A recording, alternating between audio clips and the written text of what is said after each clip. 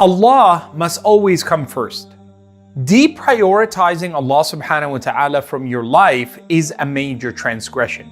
And when I say deprioritizing Allah, I don't mean that you intentionally do it in every aspect of your life.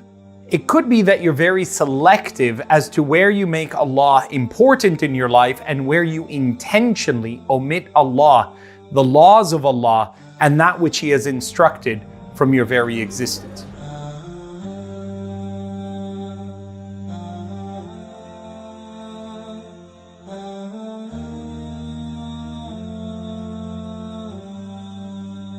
Some of the things that Allah subhanahu wa ta'ala, for example, warns us about in the Qur'an and condemns, have you seen the one, have you considered the individual who has made their ilah, their deity that they worship, their own desirous self? And it's almost as if a person decides for themselves the way they want to live life in the capacity that they want to live it and have an unfettered, unending approach to fulfilling just what they think is good for themselves without receiving the divine light and guidance and the scripture and the sunnah and tradition of the Prophet Muhammad sallallahu alaihi wasallam. And therefore they deprioritize Allah from first asking, is this halal? Is this haram? How can I improve this? Is this the way the Prophet would have done it? Is this something that is pleasing to Allah, pleasing to the way of the believers and the way of the Rasul sallallahu alaihi wasallam? Another important critical aspect of how at times we may deprioritize Allah is that we take credit for everything as if it's our own doing alone. And Allah gives us that parable in Surah Al-Kahf of the two men who had gardens next to each other. One whose garden flourished and the other who worked just as hard, used the same techniques and the same land and the same irrigation systems, but it didn't flourish as much. And the first and former said to himself, "Ma adunnu an tabida hadhihi abada." This garden, nothing could ever ruin it. Its roots are deep, its water, it's pure, I have a tried and true method. Don't you see that I've invested all of my life in it? I have created this for myself.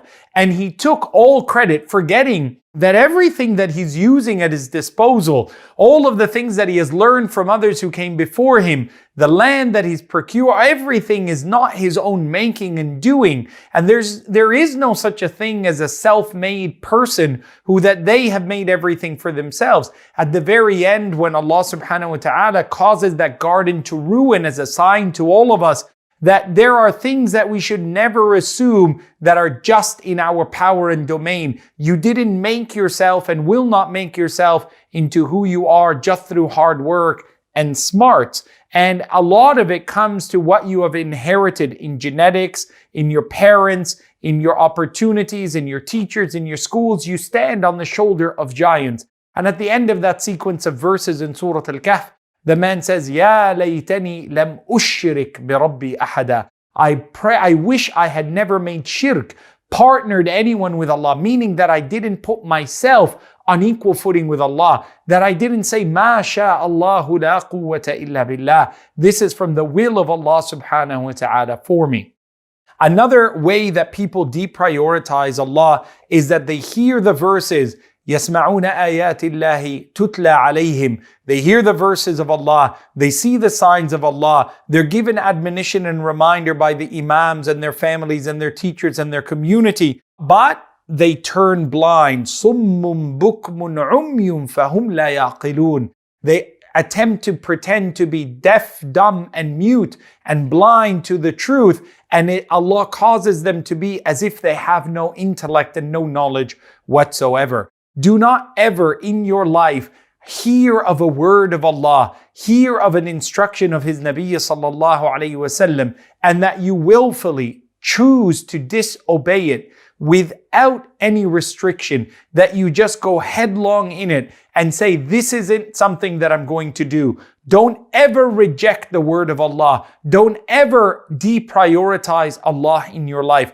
Don't ever put someone in the place that only Allah should be. لَإِنْ أَشْرَكْتَ لَيَحْبَطَنَّ عَمَلُكَ. If you were to join others with Allah, if you were to love others the way that only Allah should be loved, if you were to fear others the way Allah should only be feared, if you were to hope in others the way only Allah should be hoped for, If you make your boss or your teacher or your friends in the same position as Allah, that they tell you do this or don't do this, or go there or don't go there, and you know it is in direct contradiction, it is opposite to what Allah has said, and you choose them, you choose the haram, you choose the sin instead of the path of Allah, that becomes a deprioritization of Allah and a major transgression in your life.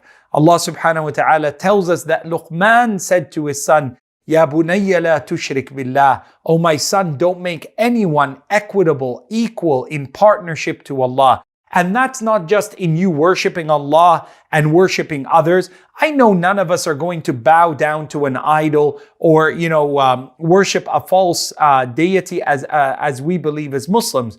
But if you take the legislation and if you take the instructions of that which is haram and make it more important in your life, more practiced in your life than that which is halal and that which is ordered by Allah, then you have put them on a place that only Allah subhanahu wa ta'ala should have in your life.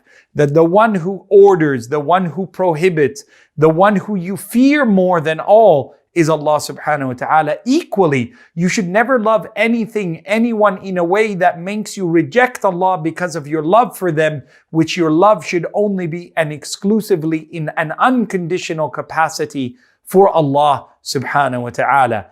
Allah must always be first and the greatest priority in your life.